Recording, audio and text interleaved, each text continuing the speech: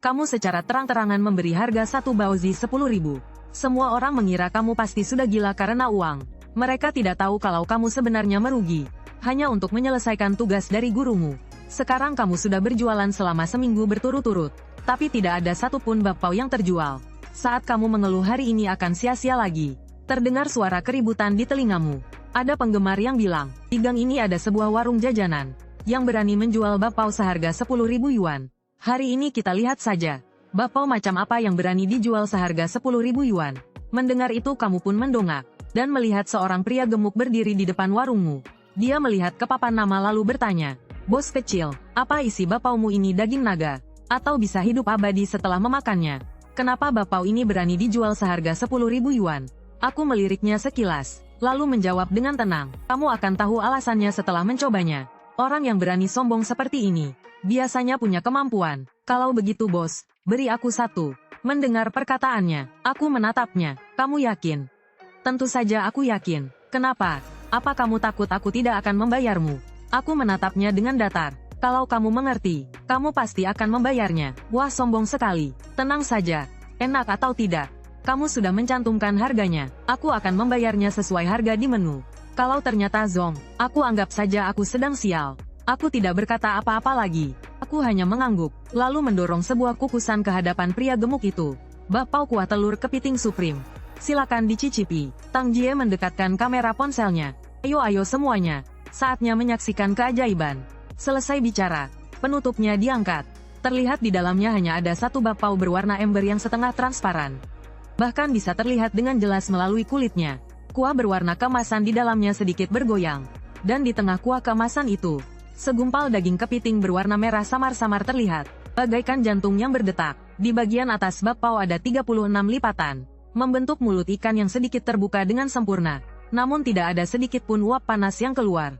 Tang Jie dan para penonton di siaran langsung.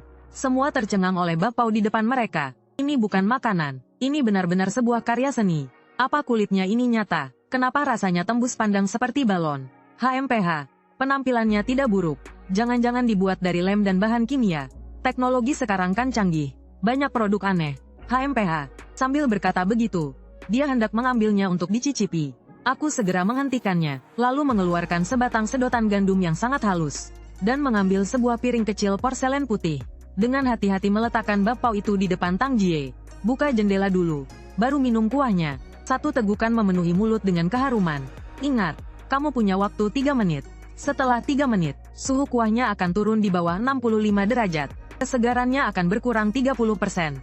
Saat itu, ini sudah jadi sampah. Tang Jie menatapku sinis. Masa sehebat itu? Sambil berkata begitu, dia menusukkan sedotan gandum dengan perlahan ke arah mulut ikan di atas bakpao itu. Tepat saat sedotan itu menembus lubang kecil di kulit bakpao, aroma yang sangat kuat dan tak terlukiskan langsung menyembur keluar dari lubang sekecil jarum itu.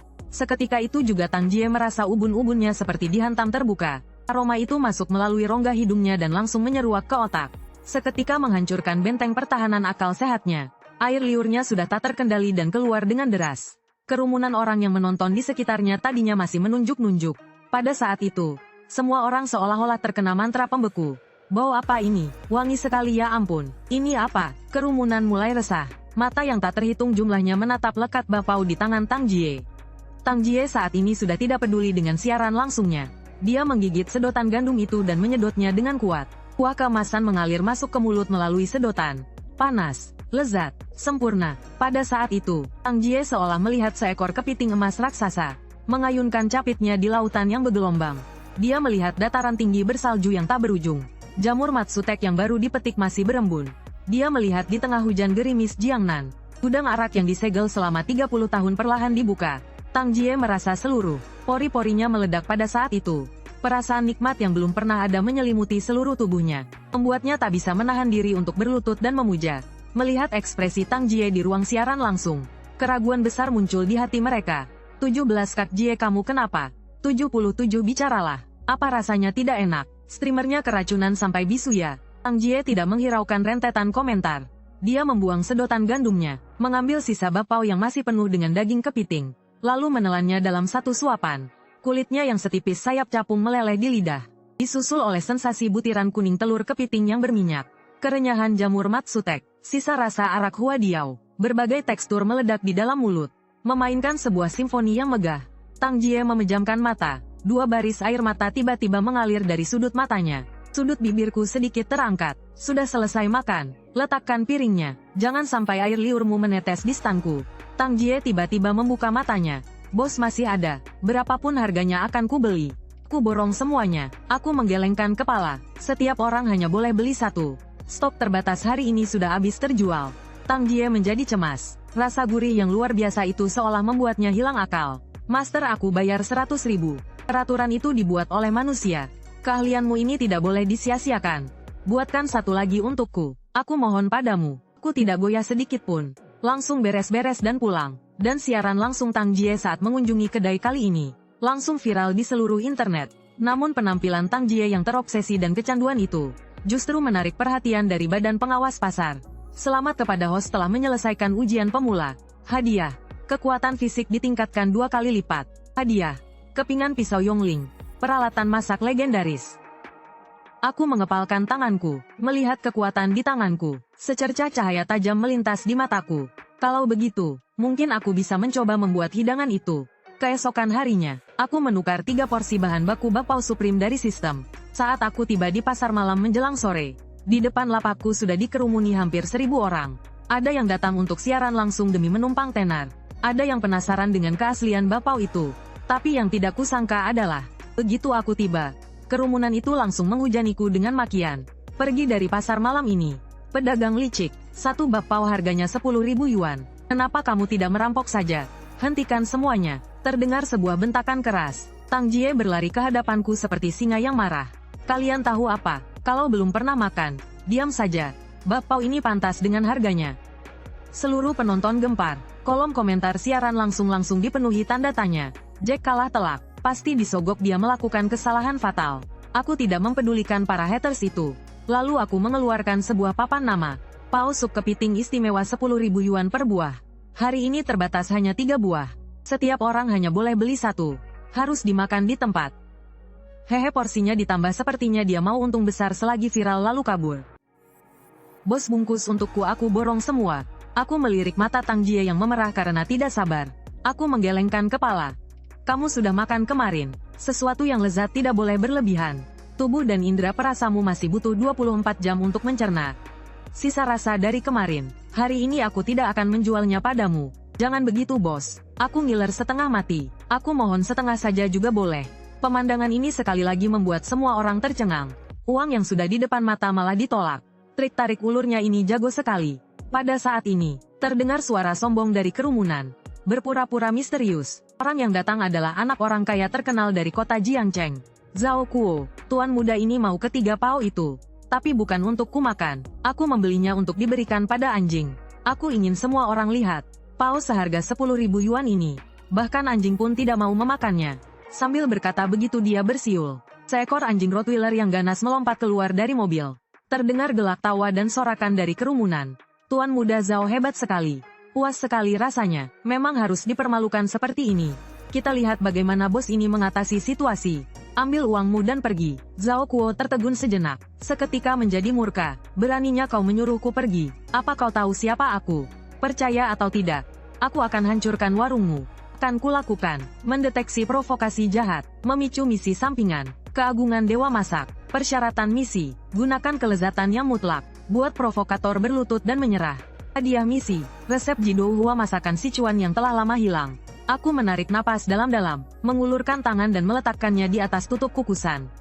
Awalnya kau tidak pantas memakan makananku. Tapi karena kau ingin memberikannya pada anjing. Kalau begitu biarkan lidahmu yang memberitahumu bahwa dirimu sendiri bahkan tidak lebih baik dari anjing. Setelah berkata begitu, aku membuka tutup kukusan dengan kasar. Kali ini aku tidak sengaja menahan aromanya. Setelah semalaman diperkuat oleh sistem, tingkat keharuman ketiga bakpao ini 3 kali lipat dari yang kemarin. Saat tutupnya dibuka, aroma kuning telur kepiting yang sangat kuat dan segar berubah menjadi badai yang nyata, menyapu area dalam radius 100 meter. Anjing Rottweiler yang tadinya menggonggong ganas tiba-tiba menyelipkan ekornya, bahkan langsung tiarap di tanah. Menunjukkan gestur tunduk padaku, air liurnya langsung membasahi tanah. Sementara Zhao Kuo yang berada paling dekat, wajah sombongnya seketika membeku. Wangi sekali. Dia merasa seolah-olah sedang dicekik oleh sebuah tangan besar tak kasat mata. Selain menghirup aroma itu, dia tidak bisa melakukan apa-apa. Selebgram cantik di sampingnya bahkan lebih parah. Kakinya langsung lemas. Langsung terduduk lemas di tanah dengan tatapan kosong. Tangan Zhao Kuo gemetar, tanpa sadar terulur ke arah kukusan. Otaknya menjerit, makanlah, kalau tidak makan akan mati. Mau makan tidak? 30.000 yuan hanya cukup untuk mencium baunya. Kalau mau makan, panggil. Wajah Zhao Kuo memerah seperti hati babi. Dia sedang berjuang, tapi aroma itu seolah-olah hidup. Menghancurkan tekadnya dalam sekejap, dia langsung berlutut di lantai. Tolong beri aku satu gigitan saja. Semua orang terdiam. Anak pintar, makanlah. Aku mendorong bapau itu ke hadapannya. Ingat, kamu hanya punya waktu 3 menit. Rasanya sekarang adalah 100. Setiap menit berkurang 10 poin. Zhao Kuo sudah tidak tahan lagi. Langsung membuka mulutnya lebar-lebar. Menggigitnya dalam satu suapan. Kuah emas yang panas meledak di dalam mulutnya. Mata Zhao Kuo langsung terbelalak. Saat ini dia merasa jiwanya telah terangkat. Ini bukan bapau biasa. Ini jelas-jelas gunung dan lautan.